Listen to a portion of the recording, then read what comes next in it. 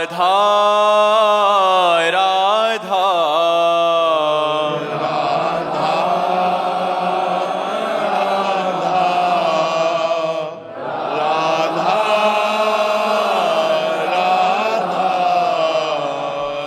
राधा हाँ राधा राधा राधा राधा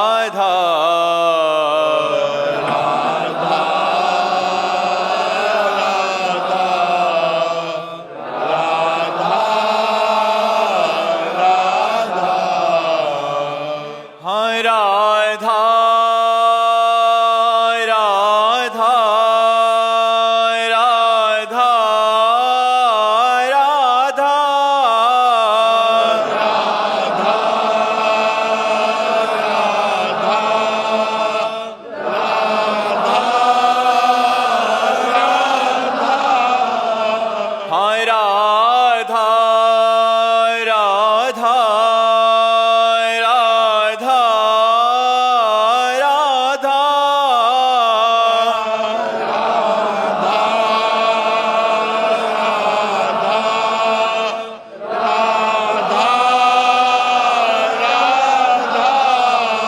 राधा राधा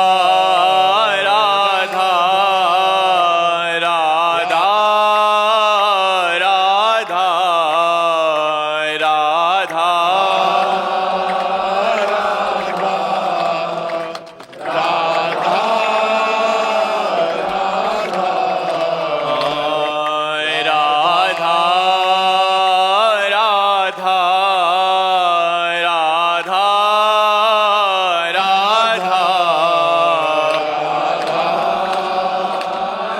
राधा राधा श्री राधा वल्लभ लाल की, समस्त संत हरि भक्तन की, श्री वृंदावन धाम की, सद्गुरुदेव भगवान की। उमा शंकर जी, पुणे महाराष्ट्र से। जय हरि राधा। महाराज जी, आपके चरणों में कोटि कोटि प्रणाम। प्रभु, मेरे गुरु महाराज 2024 में इसी साल वैकुंठ धाम गए। प्रभु तुकाराम जी महाराज जी जब वैकुंठ धाम गए थे तब उनकी पुत्री ने उनको 3 दिन बाद पुकारा तो वो दर्शन देने आए। एक चीज ये समझ लेना, जो महापुरुष भगवान में लीन हो गए उनका अस्तित्व खत्म हो जाता है। अब आप पुकारोगे तुकाराम तो श्री कृष्ण तुकाराम बनकर तुम्हें दर्शन देंगे। आप पुकारोगे रामकृष्ण परमहंस तो श्री कृष्ण रामकृष्ण परमहंस बन के दर्शन देंगे। वो शरीर पांच भौतिक या चिदानंद एक बार जो धारण हुआ वो अंतर ध्यान हो गया। अब जो आप आकांक्षा करोगे तो जाकी रही भावना जैसी प्रभु मूर्ति देख, वो प्रभु ही आते हैं, दूसरा कोई नहीं आता। ध्यान रखना, जो भगवत प्राप्त हो गए वो भगवान, और उनमें इतना विभेद नहीं रह जाता, वो भगवान में लीन हो जाते हैं। अब आकांक्षा करोगे कि हमको अमुक संत के दर्शन हो तो भगवान अमुक संत का रूप धारण करके आ जाएंगे। जैसे अभी आकांक्षा की मुझे पत्नी चाहिए तो भगवान पत्नी रूप में है, पहचान लो। भगवान पुत्र रूप में है, भगवान पति रूप में है, भगवान माता पिता रूप में है, भगवान चराचर रूप में है। जड़ चेतन जग जीव जत सकल राम मैं जानी, मानी नहीं जानी, दिखाई दे रहे सब में भगवान है। तो हम जिस संत महापुरुष की आकांक्षा करते हैं तो हमारे भगवान हमारी भावना के अनुसार उस संत के रूप में दर्शन देते हैं। उस संत का अब स्वयं कोई अस्तित्व नहीं रहा, भगवान के सिवा उसका कोई अस्तित्व नहीं, तभी तो जीवन मुक्त होता है। तो भगवान ही आकर उस संत के आकार को धारण करके दर्शन देते हैं। आगे क्या प्रश्न है? का भाव ये है कि वे उन्हें दर्शन देने आए। ये अज्ञानी जानता है कि मैं उस कोटि का महान भक्त नहीं हूँ, परंतु मैंने भी हृदय से पुकारता हूँ, फिर भी मेरे गुरुदेव मेरे पिता तुल्य हैं, मुझे उसी रूप स्वरूप में प्रत्यक्ष दर्शन देने क्यों नहीं आ रहे? वो व्याकुलता चाहिए। हम आपको एक घटना बताते हैं। जब हम काशी में थे तो हमें भाई जी की वाणी मिली, भाई जी से हनुमान प्रसाद पोद्दार जी। इतना उस वाणी में भक्ति का आकर्षण की ज्ञान मार्ग में थे, एकदम मन हमारा आकर्षित हुआ। फिर भाई जी की सारी वाणियां चाह की कि मुझे मिले, तो मिलता गया संयोग। जब भाई जी की जीवनी मिली, बस लगा कि आज भाई जी से मुझे साक्षात्कार करना है। भारी व्याकुलता, गंगा का किनारा, एकांत क्षेत्र, बस न खाना न पीना, व्याकुलता। बस देखा ऑफिस में भाई जी बैठे हैं, राधा बाबा बैठे हैं, भाई जी ऐसे चश्मा उठाए, बोले क्या बात है? तो भाई जी की तरफ देखा, पुलकित है एकदम, हमारा शरीर हम केवल इतना पूछ पाए, श्री कृष्ण की प्राप्ति कैसे होती है? तो उन्होंने चश्मा ठीक किया और कहा जब श्री कृष्ण हो जाओगे तब श्री कृष्ण की प्राप्ति होगी। काफी देर तो आनंद में मगन रहे, फिर ये प्रश्न चलता रहा, जब श्री कृष्ण हो जाओगे तो श्री कृष्ण की प्राप्ति होगी, इसका मतलब क्या है, इसका मतलब क्या है? तब अंदर आया कि जब मन श्री कृष्ण, बुद्धि श्री कृष्ण, चित्त श्री कृष्ण, अहम श्री कृष्ण, श्री कृष्ण के अलावा तुम्हारे हृदय में कोई स्फुरण नहीं होगा, उसी समय भगवत साक्षात्कार हो जाएगा। तो जब हम इतने विकल हो जाते कि अब जिया नहीं जाएगा, तब उनका साक्षात्कार होता है। अभी हम जीने की दशा में हैं, जब खान पान नहीं भावे है, नहीं कोमल वसन सुहावे है, सब विषय लगे ते खारा है, अरियासिक का मग न्यारा है। हमारी भक्ति कितना है? हलवा पूड़ी खा के रात दिन वैसे मगन कट रहा, ऐसी कोई भक्ति?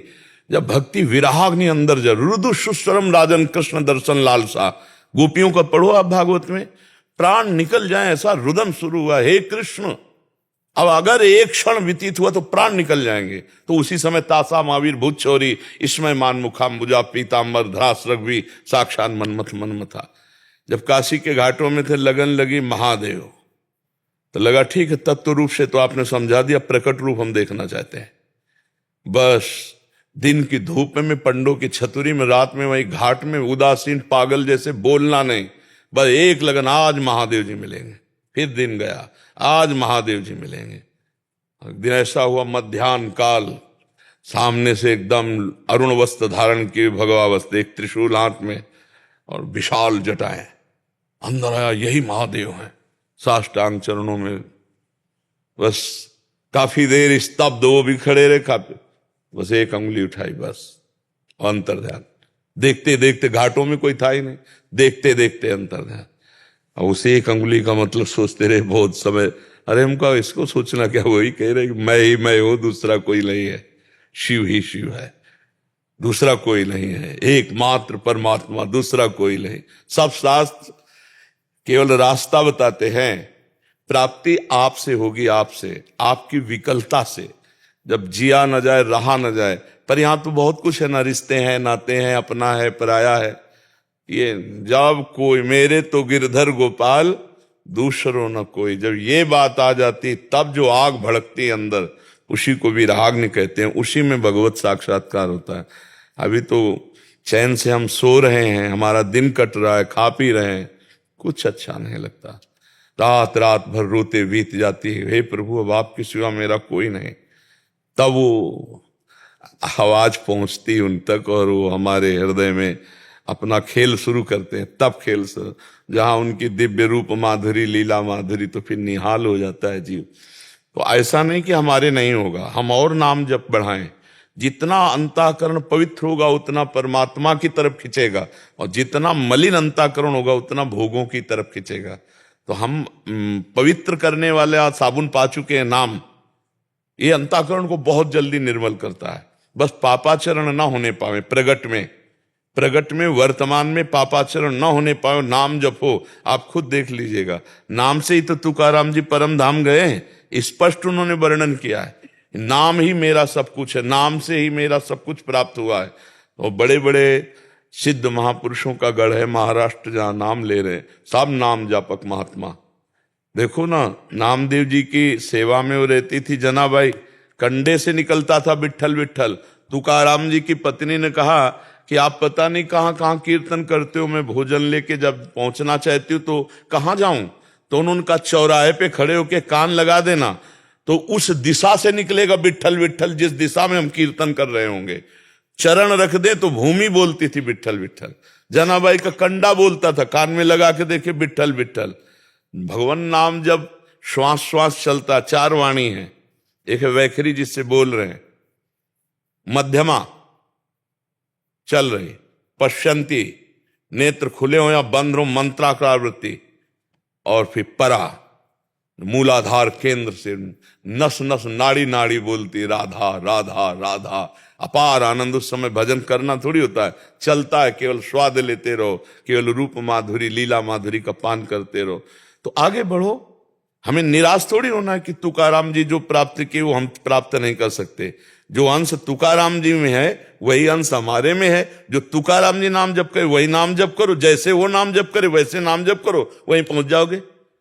ऐसा नहीं, हम भगवान के अंश हैं, हम कोई भी कमी नहीं हम में। कमी बस यही कि हम भूल कर भोगों में लग गए और वो भोगों को त्याग कर भगवान में लग गए। अंतर है, हम उन्हें महान मानते हैं तो उन्हीं के रास्ते पे चलें। महाजनों गतेन सपंथा, महापुरुष जिस मार्ग में गए उसी मार्ग में हम चले। निराश तो होने की जरूरत नहीं, पर ऐसे नहीं होगा। जरा अपनी हस्ती मिटा करके तो देख। अगर मुर्तबा बुलंद चाहे तो दाना खाक में मिलकर गुले गुलजार होता है। मिटा दे अपनी हस्ती को यदि मुर्तबा चाहे। अगर बुलंद मुर्तबा चाहिए तो मिटा दे अपनी हस्ती को। जीवित मर जाए उलट आप में समा यह है दिलगिरी। सीधी भाषा में, मन मार्या तन बस में कीना, हुआ भरम सब दूर, बाहर से कछ दिखत नाही, अंदर चमके नूर, आपो त्याग जगत में बैठे, नहीं किसी से काम उनमें तो कछु अंतर नाही, संत का उचाय राम। जैसे मुर्दे में कोई कामना नहीं होती ऐसे संत में कोई कामना नहीं होती। जैसे मुर्दे का कोई मान अपमान नहीं होता ऐसे संत का कोई मान अपमान नहीं होता। वो सीधा भगवान का स्वरूप होता है।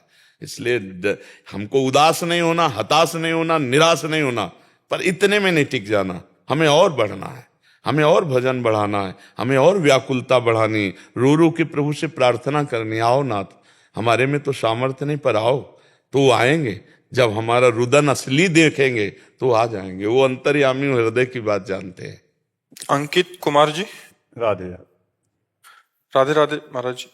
महाराज जी ये कह रहे हैं कि ये मतलब चाह के दूसरों के साथ अच्छा करते हैं, भला करते हैं, लेकिन आगे से हमेशा इनको दुख ही प्राप्त होता है। तो महाराज जी ये समझना चाह रहे हैं कि व्यर्थ में अहंकार है कि आप भला करते हो। आप अपना तो भला नहीं कर पा रहे, दूसरों को क्या भला करोगे। आप अगर अपना भला कर लेते हो तो क्षमता को प्राप्त हो। हमारा कार्य है, हमारा कर्तव्य है दूसरों का हित करना, उनका कर्तव्य। हमको बुरा बोल ले तो हम परेशान क्यों हो। आप अपना भला तो अभी कर नहीं पा रहे तो दूसरों को भला क्या कर लोगे। क्योंकि भला करने वाला विवेक होता है अंदर, और वो है नहीं अभी, तो किसका भला करोगे। तुम क्या समझते हो 2-4 रोटी दे देना या कभी किसी की सहयोग को आ जाना इतना ही भला है क्या। इतना ही भला थोड़ी है ना। भला तो तब समझोगे जब सामने वाले में भगवान देखोगे और अपने में दैन्यता मानकर ये सोचोगे कि भगवान ने मुझे सेवा का अवसर दिया, अब भला शुरू हो जाएगा। तो तुम्हें पश्चाताप नहीं होगा कि मैंने इसके साथ अच्छा किया और मेरे साथ बुरा कर। कोई बुरा नहीं करता, हमारी सोच है। कर्म हमारे, जैसे आप हमको मिले और अचानक गुस्सा हो गई किसी घटना से, वो गाली दे दी, तो आपने पहले सोचा थोड़ी था। आप हमारा कोई वैर थोड़ी था। हमारे कर्म आपके दिमाग में बैठ करके और ऐसा प्रतिकूल व्यवहार करा दी। तो हमारा तो कार्य है तुमको मंगल करना, और तुम्हारा कार्य यदि दुख देना तो हम उसे स्वीकार नहीं करते, विवेक के द्वारा उसे काट देते हैं, खत्म खेल। तब हम अपना भी भला कर लेंगे और दूसरों का भला कर देंगे। अगर ऐसे सोचते रहेंगे, देखो यहां संसार में स्वार्थ का खेल हो रहा है। आप अगर स्वार्थ की उसकी पूर्ति कर रहे हैं, थोड़ी देर के लिए मिठास बोलेगा, फिर आपको बेवकूफ बोलेगा, तो देखा ना बेवकूफ। वो आपको ये नहीं मानेगा कि धर्मात्मा आदमी है, परहित करने वाला है, दूसरों का सहयोग करने वाला है। तो नेकी कर दरिया में डाल, ये सूत्र क्यों नहीं अपना लेते। हमको आपके व्यवहार से मतलब नहीं, हमारा जो कर्तव्य हमने कर दिया। आपके साथ जो व्यवहार हो रहा है हमारे कर्म का फल है, उसे भोग लेते हैं। परमार्थ बड़ा सूक्ष्म विषय है और बड़ा आनंद का विषय, हर समय आनंद बना रहेगा। अपने कर्तव्य का आप पालन करने में दृढ़ रहिए। आपके साथ दूसरा क्या व्यवहार कर रहा है उस बचाव पक्ष में रहिए, तो निकल जाओगे संसार से। और अगर वो क्या कर, हमने इसको इतना प्यार किया, हमने इसको इतना किया, वो हमारे साथ ऐसा किया, यही तो प्रपंच है, यही संसार है, यही तो प्रपंच, यही तो पूरा प्रपंच रो रहा है। किसी से पूछ लो जाके, यही बोलेगा जो आप बोल रहे हैं। वो अहंकार पुष्टता के कारण ऐसा। जो सच्चा परमार्थी है ना, नेकी कर दरिया में डाल, दोबारा अगर वो धन्यवाद भी बोलता है तो देखता नहीं, ऐसे चल देता है। नहीं, हमें करें करावें आप सब जने बढ़ाई दे।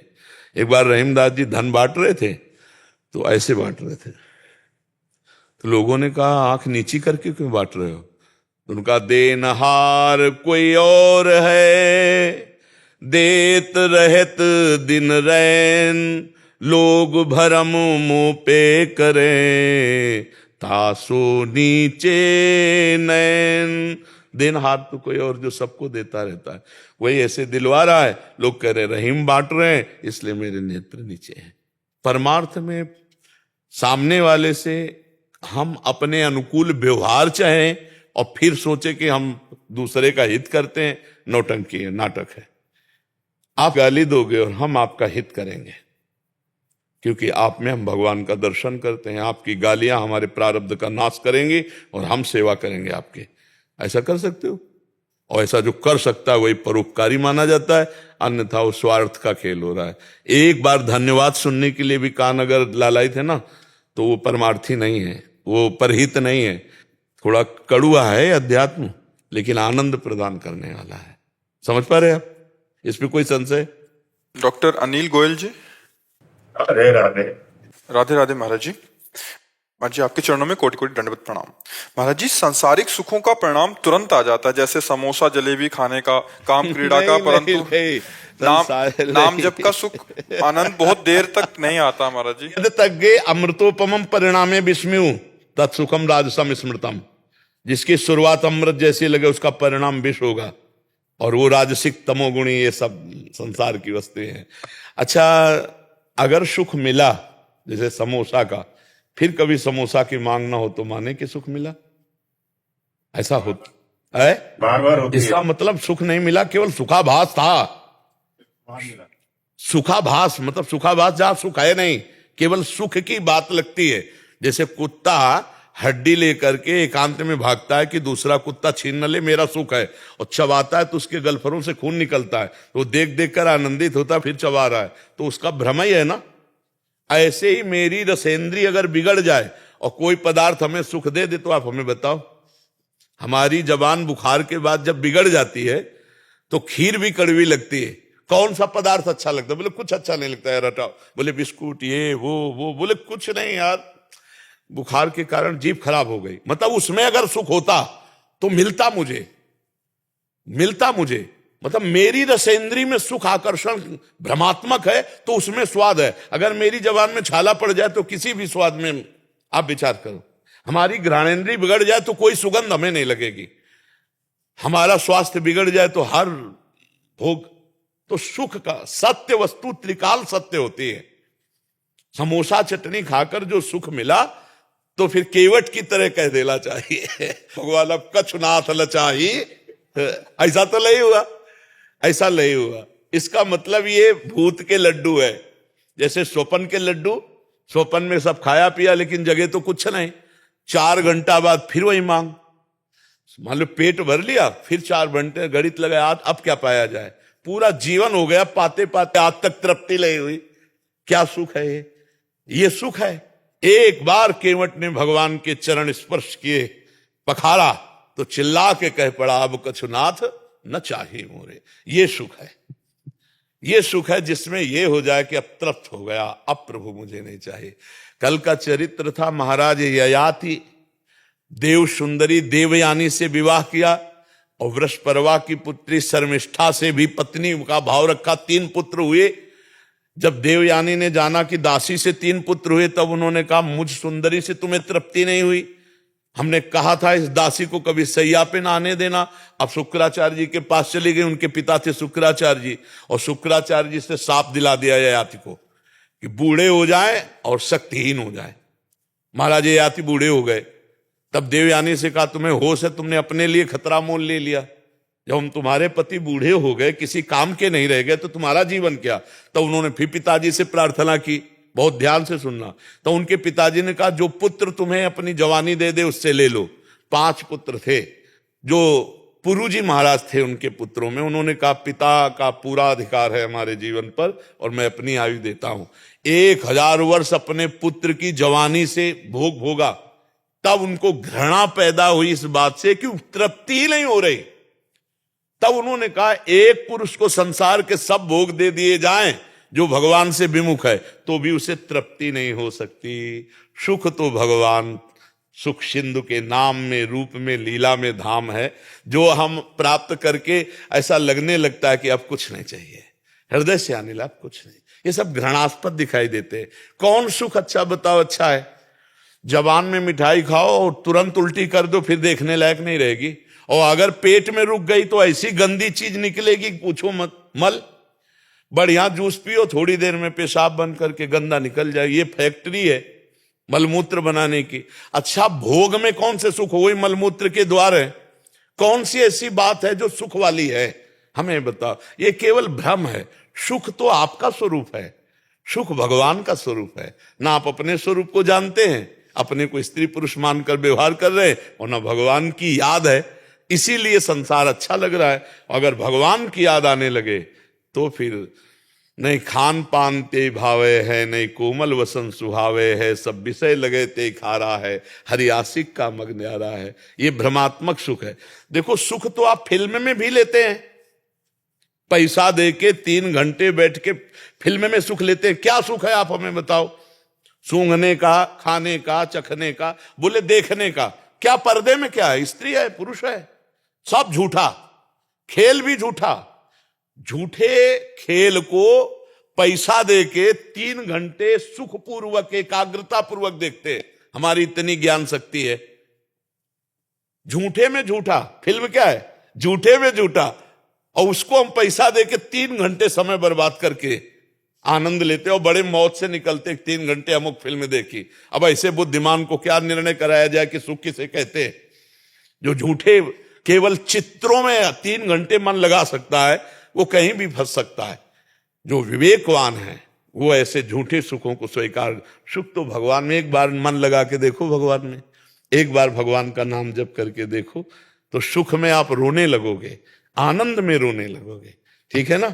महाराज जी, मेरा ये था कि जैसे हम जब करते हैं तो उसमें जब तक वासना रहेगी, जब तक पाप रहेगा, तब तक नाम का सुख नहीं मिलता। ये जो पार्थिव चीजें है, ये तो इंद्रियजन्य है। हमारा इंद्री से कोई लेना देना नहीं। हम भगवान के अंश है, हमें सुख की अनुभूति भगवान से होगी। और जिस दिन पाप नष्ट हो गए सब, उस दिन अगर राम या कृष्ण हरि राधा कहते हुए रो न दे तो हमें बताना। राधा तो एकदम आनंद की ऐसी बाढ़ आएगी कि रो पड़ोगे और कहोगे कि जिंदगी में सुख कहीं ऐसा नहीं मिला, ऐसी शांति नहीं मिली जो भगवान में मिली। अगर ना मिली होती ना तो हम बचपन से लगे थे, हम कह देते। ऐसा नहीं है। भारी कष्ट की स्थिति में भी आनंद का, केवल तुम्हें सूचना मिल जाए कि तुम्हारी दोनों किडनी फेल है, फिर चेहरे का रंग ना उतर जाए तो बता देना, तुरंत फोटो बदल जाएगी। हर कष्ट सह रहे हैं और भगवान के बल से, भगवान के भजन के बल से आनंदित होकर 12 बजे रात के जग करके ये दिनचर्या हमारी चलती है। निरुत्साहित नहीं, हतोत्साहित नहीं और परेशान नहीं। और परेशान पक्का है, पूरा शरीर कष्ट से पीड़ित है, डायलिसिस होता है, भरपेट पानी नहीं पी सकते, भोजन की तो बात जाले दो। तो भगवान के भजन में अगर सुख, मैं डॉक्टर हूँ, डायलिसिस तो बहुत गंदी चीज है। हाँ, बहुत बहुत मतलब कि निचोड़ देती है। हम तो प्रिया प्रीतम के जल हैं, उन्हीं के बल से ये हम आपको बता रहे हैं कि भगवान में सुख होता है। अब ये तो बाहरी बात है, ये शरीर का उदाहरण। अंतर में जो भगवान सुख देते हैं उन तुम्हें कैसे बताएं? मिलता है, देर में मिलता है, बहुत देर में। वैसे तुरंत ही मिलना शुरू हो जाता है। जैसे आप कई दिन के भूखे हो और आप एक कवल पाओ तो क्या आपको तृप्ति होगी? नहीं, जलन होगी। जब आधा पेट हो जाओगे तब आपको लगेगा आह। पर वो आह तो पहले ही कवल से शुरू हो गया था, तृप्ति तो पहले ही कवल से शुरू हो गई थी, पर अनुभव होगा जब आधा पेट हो जाओगे, कई दिनों के भूखे। तो जन्म जन्मांतरों से भगवदानंद के भूखे हम, अब जब हम शुरू करते हैं राधा राधा राधा, तो ना अच्छा लगता है, एक जलन सी लगती है। अब जब कम से कम 24 घंटे में 12 घंटे अधपेट राधा राधा राधा, तो देखो फिर नशा छा जाएगा, आनंद मगन हो जाओगी। और ये लोग कितनी देर टिकोगे? अब जाना है, अब कहाँ जाना है पता नहीं है। सोचो, कोई अपना नहीं है, वहां पैसे का दम नहीं चलता, और जो पैसे कमाए सब बैंक बैलेंस यही रह गया। इसलिए समझ लो कि नाम ही तुम्हारा साथी है। तो राधा राधा जप लो, स्वाद मिले चाहे न मिले, आगे चलकर ये परमानंद प्रदान करेगा, सुख प्रदान करेगा। नील जी पुणे से। राधे राधे। राधे राधे महाराज जी। महाराज जी 2 साल से नाम जप कर रहा हूँ। कुछ समय तक मन किसी भी भोग की इच्छा नहीं करता, लेकिन कुछ दिनों बाद फिर मन उसी भोग में रत हो जाता है। महाराज जी मैं आगे कैसे बढ़ूं, कैसे? हाँ, उसके लिए हठ ठानना पड़ेगा। हम थोड़ा सा हठी स्वभाव अपना बनाए। जो धर्मयुक्त भोग है वो देना चाहिए मन को, जो धर्म विरुद्ध भोग है वो नहीं देना चाहिए। धर्मयुक्त जैसे आप गृहस्थ में हो और आपके मन में काम आया, आपकी पत्नी है, तो वो अधर्म नहीं होगा। लेकिन किसी और माई बहन की तरफ गंदी दृष्टि या भावना भी कर लें, वो पाप हो जाएगा। आपको अच्छे पदार्थ पाने का भाव आया, आपके पास सामर्थ्य है, आप व्यवस्था कीजिए, भोग लगाइए और पा लीजिए, कोई पाप नहीं है। लेकिन आपको गलत पाने का मन होता है, फिर हमको मन को डांटना होगा। ये धर्म विरुद्ध आहार नहीं करना, धर्म विरुद्ध आचरण नहीं करना। तो धर्म से युक्त जो भोग है वो भजन में सहायक है। जैसे आपके मन ने ठान लिया कि अब हमको आज ये भोग पाना है, रसगुल्ला पाना है, या किसी भी इंद्रिय का भोग, और वो राइट है आपके लिए, धर्मयुक्त है, तो आप फिर उसका सहयोग कीजिए। देखो, मन ही आपको वृंदावन लाया है, मन ही आपको एकांतिक में बैठा ले। अगर ये खिलाफत कर दे तो आप बैठ नहीं सकते हो। ये इतना जिद्दी स्वभाव का है, ये अगर अपने हाथ में आ जाए तो इस पर विजय पाना बहुत तो इसको दुलार भी करना है। मन से एकदम बिगड़े ही नहीं रहना। धर्मयुक्त भोग मांगे फिर इसे दे दिलाए, और अधर्मयुक्त मांगे तो फिर कि तू चाहे जितना जला, ये मैं नहीं कर सकता। इतना तो लाना पड़ेगा, नहीं तो जिंदगी भर ये गुलाम बनाए रखेगा। जो धर्मयुक्त भोग हैं उनसे वैराग्य बढ़ता है, और जो अधर्मिक भोग है उनसे राग बढ़ता है, आसक्ति बढ़ती। फिर ऐसा लगता है अब मैं इसके बिना जी नहीं सकता।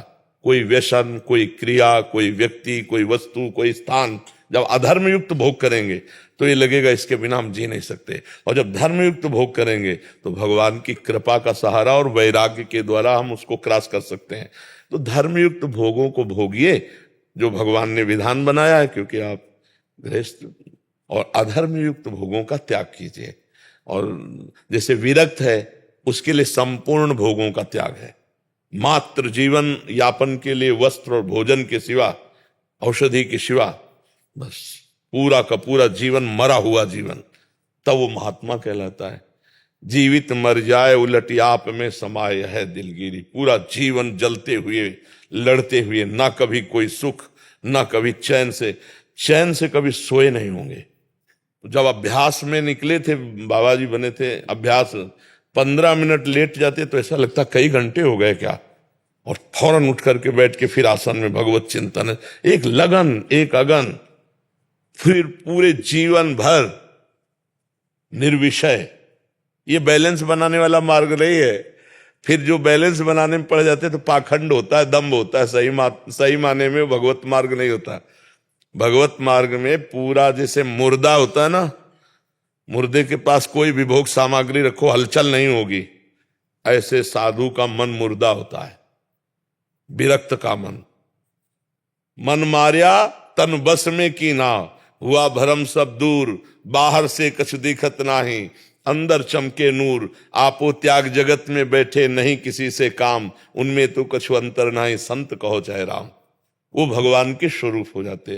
तो गृहस्थ धर्म में धर्मयुक्त भोग भोगते हुए भगवान का भजन करना, और विरक्त धर्म में आजीवन समस्त भोगों का त्याग करके एकमात्र भगवदानंद में स्थित रहना।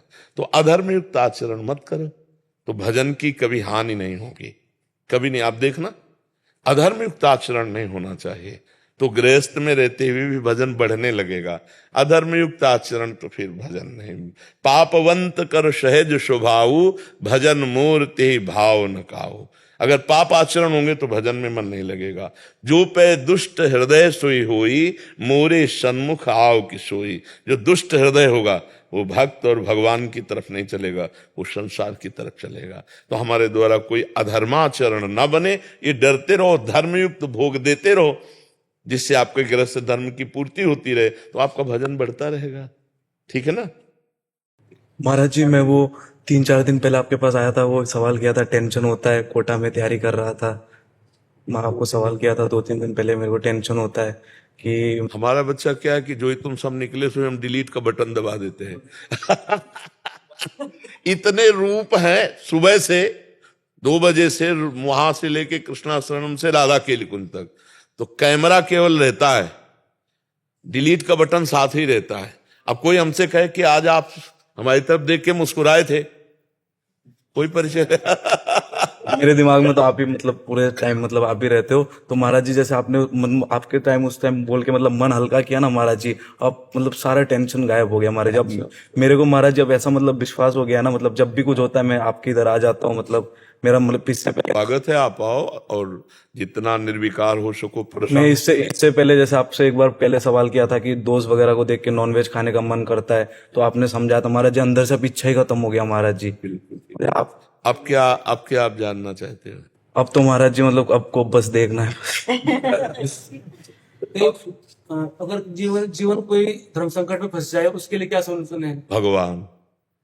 भगवान समस्त भक्तों ने जब कहीं कोई आश्रय नहीं मिला और भगवान को पुकारा तो भगवान ने निश्चित आश्रय दिया है। मेरा जीवन एक धर्म संकट में फंसा है, मैं आपको बताना चाहता हूँ। नहीं, बताने की जरूरत नहीं, पुकारने की जरूरत है। पुकार में तुम्हारी दम होनी चाहिए, अन्य आश्रय नहीं। द्रौपदी जी ने जब तक पतियों का सहारा रखा, भीष्मादि का सहारा रखा, कोई बचाने नहीं आया। जब अपने हाथों से पकड़ा तब भी, और फिर जब दांतों से पकड़ा तब भी हार ही माननी पड़ी। जब देखा अब कि ये 10,000 हाथियों का बल रखने वाला दुशासन एक झटके में अब दांत से वस्त्र हट जाएगा, और एक वस्त्र धारण किए हुए थी, उन्होंने हा द्वारिकाधीश हाथ उठा दिए, तो वस्त्र अवतार भगवान का हो गया। यहां से पल्लू नहीं हटा सका, ढेर लग गया वस्त्रों का, और भगवान का एक वस्त्रावतार हो गया। द्रौपदी के वस्त्र बन गए भगवान। तो आज तक जहां भी इतिहास साक्षी है, जो आर्त भाव से भगवान को पुकारा तो भगवान ने उसकी निश्चित रक्षा की। हमें एक ही उपाय पता है, श्री भगवान। दूसरा है सब नाटकबाजी है। का हिमवंत मुनीष सुनु जो कछु लिखा लिलार, देव दनुज मुनि नाग नर को न मेटन हारे। अगर मेट सकता है कोई तो भावी मेट सकें त्रिपुरारी, भगवान मिटा सकते हैं, दूसरा कोई नहीं।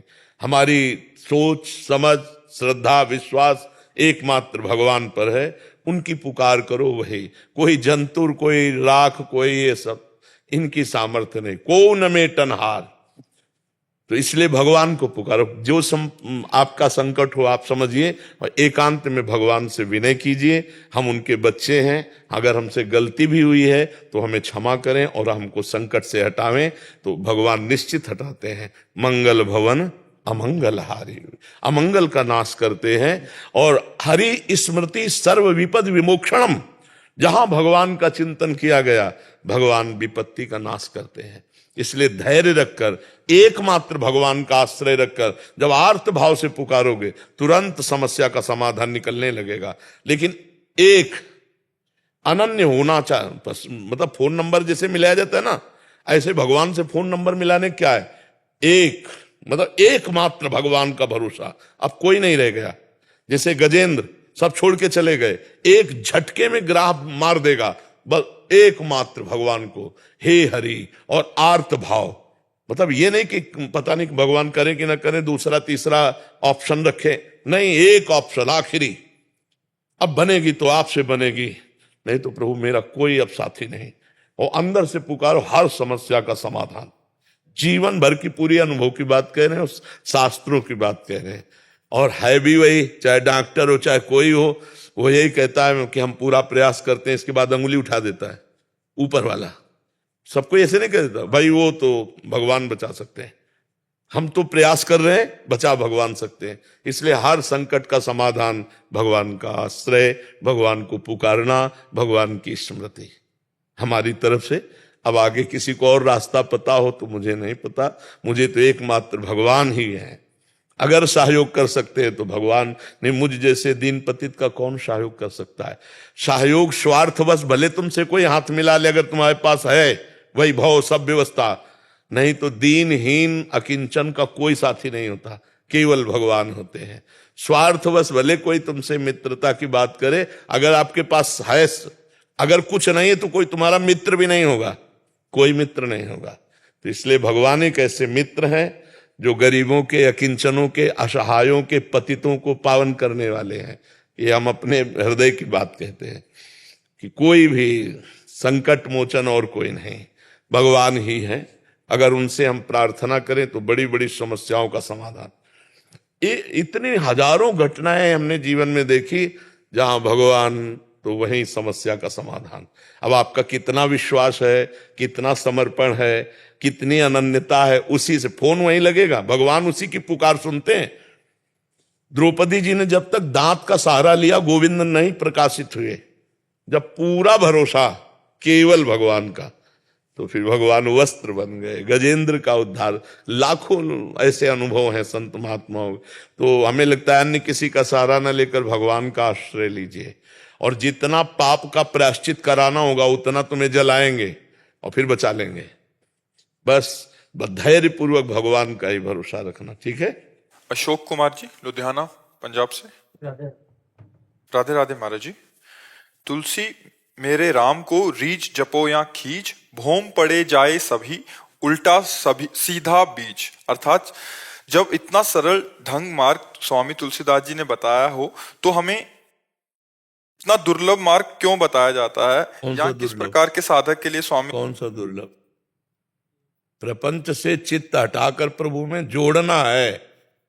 चाहे दुश्मन मान के भजो, चाहे स्वामी मान के भजो, चाहे प्रीतम मान के। दुश्मन मानो तो कंस और शिशुपाल की तरह, रात दिन रावण की तरह, रात दिन भगवदाकार वृत्ति केवल वैर से, अंतिम समय तक कहां राम रन तो पचारी। खिलवाड़ समझते हो भगवान में चित्त जोड़ना? कि इतना सहज जोड़ के तो दिखाओ, बहादुर हो तो। फिर ऐसे कैसे केवल बात पकड़ के प्रश्न थोड़ी बनता है। चित्त को जोड़ के दिखाओ 2-4 घंटे सच्चिदानंद प्रभु में। बहरे से जोड़ो, कामे से जोड़ो, प्रेम से जोड़ो, जोड़ के तो दिखाओ। केवल बात पकड़ लेने से थोड़ी होती। जोड़ा चित्त, खींच भजो चाहे रीज, तो भजन का मतलब समझते हो? एक भी वृत्ति संसार की स्फुरित न होने पावे, हर समय भगवदाकार।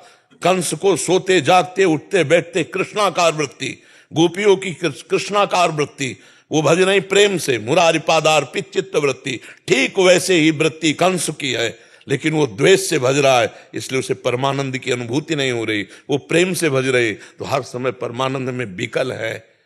भगवान का चिंतन निरंतर करना, चाहे श्री सुखदेव जी कहते हैं, काम से, क्रोध से, द्वेष से, रिश्तेदारी से, नातेदारी से वृत्तियां सच्चिदानंद भगवान में जुड़ती हैं, इसलिए वो सच्चिदानंद स्वरूप हो जाता है। जोड़ के देखो, वृत्तियां जोड़ के देखो। जैसे कहा जाता है कि बड़ा दुर्लभ, जो आप शब्द बोले दुर्लभ, तो जोड़ के देखो ना, बहादुर हो तो। मनुष्य जीवन मिला इसीलिए, साधन धाम मोक्ष कर द्वारा। तो जोड़ो अपनी वृत्तियां, एक एक वृत्तियों को समेट कर सच्चिदानंद भगवान में स्थित कर दो, फिर प्रश्न का उत्तर अपने आप समझ में आ जाएगा। वृत्तियों को जोड़ना भाई इतना कठिन है कि हिमालय को उठा लेना सहज हो जा सकता है, लेकिन वृत्तियों को जोड़ना बहुत कठिन है। एक सेकंड में काममयी वृत्ति, एक सेकंड में लोभमयी वृत्ति, ऐसे ऐसे तरंगायमान हो रहे हैं साधक, जो लगे हैं वास्तविक, हार रहे हैं बार बार प्रभु को पुकार, जो ईमानदारी से लगे हैं, जो बैलेंस बना है ना भोगों का, उनको कोई परेशानी नहीं है। जब जो रसेंद्री जनेंद्री के भोग की मांग हुई, वो भोग लिया, उनको क्या परेशानी? परेशानी उनको है जिन्होंने अंतर्मुखता में आकर इंद्रियों की गुलामी और मन की गुलामी से मुक्त होने की ठानी है, उनकी बात है। अभी अंतर्मुख में बैठ के कभी युद्ध हुआ है क्या तुम्हारा? अभी नहीं हुआ। तो इसीलिए जिनका युद्ध हुआ वो कह रहे बहुत कठिन, त्राहिमाम, हार गया नाथ में, हार गया। ऐसे खिलवाड़ समझते हो परमार्थ को। हाँ, गुरु कृपा पात्र है और कदम पे कदम मिला के चल रहा, उसके लिए खिलवाड़ हो जाएगा।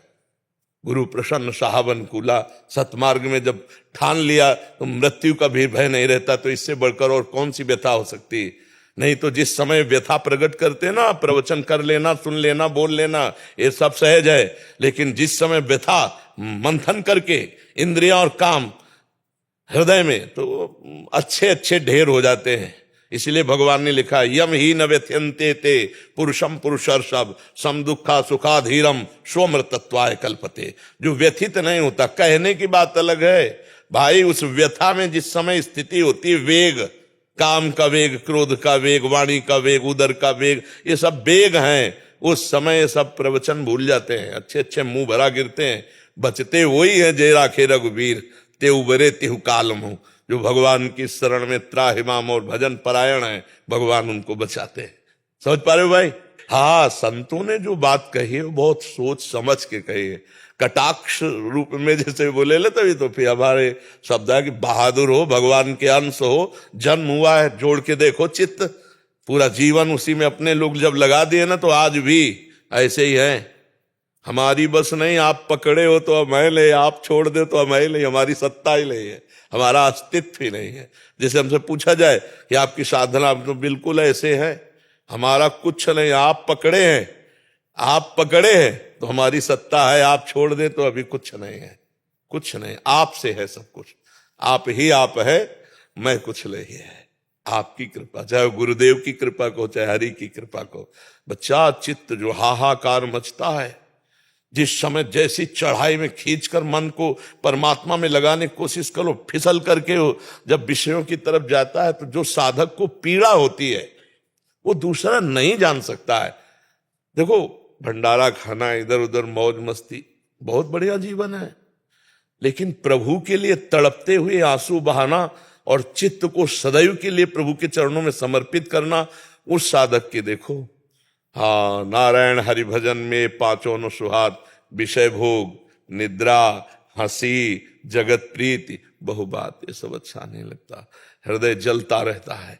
इसी जलन पे प्रभु रीझ करके फिर कृपा की वर्षा करते हैं तो आनंद सिंधु में वो डूबता है।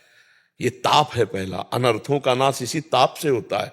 ये समस्त वासनाओं को निर्मूल करके, भस्म करके ये भगवत प्रेम उदय करता है हृदय में।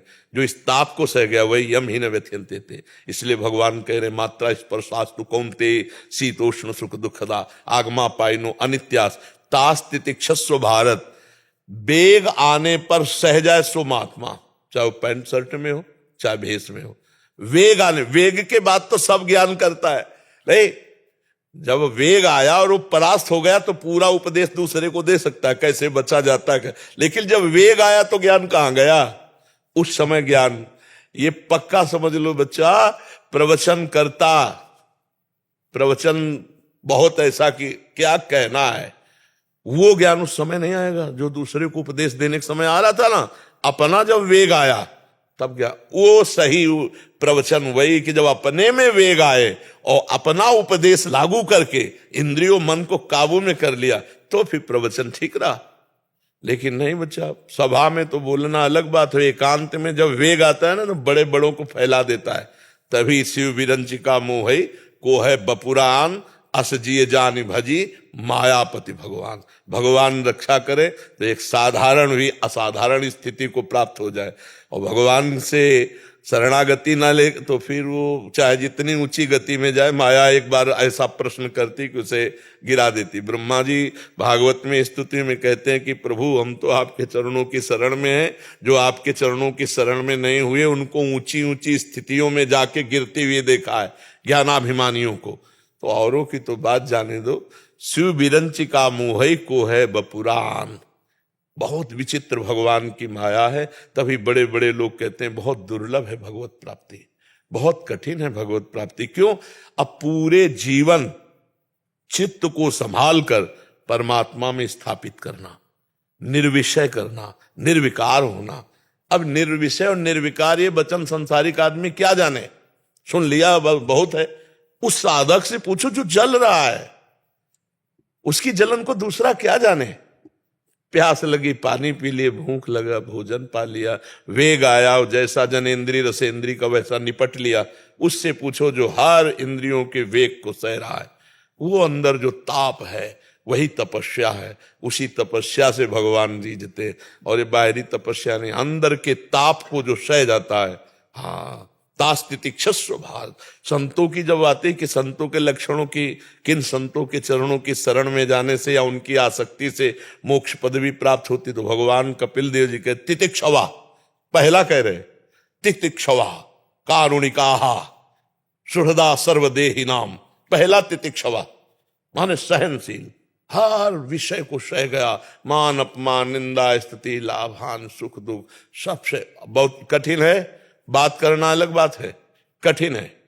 बिल्कुल अंदर कुछ भी फर्क नहीं पड़ना चाहिए, ना हर्ष होना चाहिए ना शोक होना चाहिए, समान भाव से निकलो। खेल समझते हो इसे?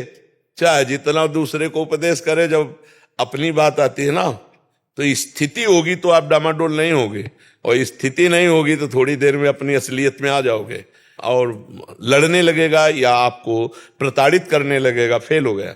स्थिति नहीं है अंदर, केवल बातें हैं। और स्थिति है तो बड़े से बड़े दुख में भी वो विचलित नहीं होगा, बड़े से बड़ी परिस्थिति में विचलित नहीं। ये यही कठिनता है बच्चा। माँ पिता भाई बंधु पत्नी पुत्र परिवार धन संपत्ति सबका प्यार बटोर के भगवान के चरणों में समर्पित करना कितना कठिन। करके तो देखो। जननी जनक बंद सुतदारा तनु धन धाम सुहृद परिवारा सबकी ममता ताग बटोरी मम पद मन बांध बरटोरी। बहुत कठिन है, बहुत कठिन है। मतलब तुम तो संसार में रह रहे हो तो तुम क्या जानो कि कठिनता किसे कहते हैं। साधना और साधक वही जान सकता है ऐसा। संत वास्तविक जो मार्ग है या भक्ति का जो मार्ग है बहुत कठिन मार्ग है। क्या कठिन? सबसे प्यार हटाना है, बस यही कठिन है। भगवान तो अपने थे, हैं, रहेंगे, वो तो आत्मस्वरूप है और है वो। फिर भी हमारी दुर्गति रुक रही क्या? यही छाती में है, हृदय में सबके हृदय अचत अविकारी। भजन निरंतर भगवद स्मृति। अब ये करके देखो तब बात बन जाए। निरंतर भगवद स्मृति। हम कह रहे हैं 1 घंटा केवल हमको ऐसा दो कि कुछ और चिंतन नहीं हो पाएगा, बस करके दिखाओ। 1 घंटा केवल राधा राधा राधा राधा। देख लो फिर कैसा मन तुमको जलाता है इतने में। 1 घंटे में ऐसा व्यतीत कर देगा कि यार बहुत ही कष्ट, और पूरा जीवन साधु अर्पित करता है भगवान में। बहुत कठिन है। नहीं आप देखो ना, हम आपको बताया ना, सबका प्यार समेटो, बड़ा कठिन है। देखो बाबा जी बन जाने पर देह का प्यार बना रहता है, देह से प्यार थोड़ा कम होता है तो अहम स्थिति बड़ी जोर की हो जाती है। साप वरदान क्रोध मान सम, बहुत अंदर बच्चा पूरा साम्राज्य है, जीतना है। पूरा साधक जीवन भर लगा रहता है इस पर विजय प्राप्त करने के लिए। त्रिगुणात्मिका माया पर विजय प्राप्त करके गुणातीत स्थिति प्राप्त करना बहुत कठिन है। ये गुरु कृपा से, भगवान की कृपा से और स्वयं की कृपा से। स्वयं भी अपने ऊपर कृपा करे कि हमारा उद्धार हो जाए, तब इस पर चला जा सकता है। बहुत कठिन है बच्चा। 4 कदम चलने के बाद सब मनोरंजन में लग जाते हैं। बहुत चढ़ाई है। अब नहीं लगने देते आप। कहा कुछ मनोरंजन में जाते आ गया। हाँ तो जो सुनेगा तो नारद सिख जे सुने नर नारी अवश्य भवन तज होए भिखारी। आप सरिस चाहे सबकी लम, हमारी बात सुनोगे तो ये तो काटेगी ही संसार के राग को। जो सत्संगा सर्वसंगोपहो ही माम, सत्संग समस्त संगों से रहित करके भगवान की भक्ति में लगाता है।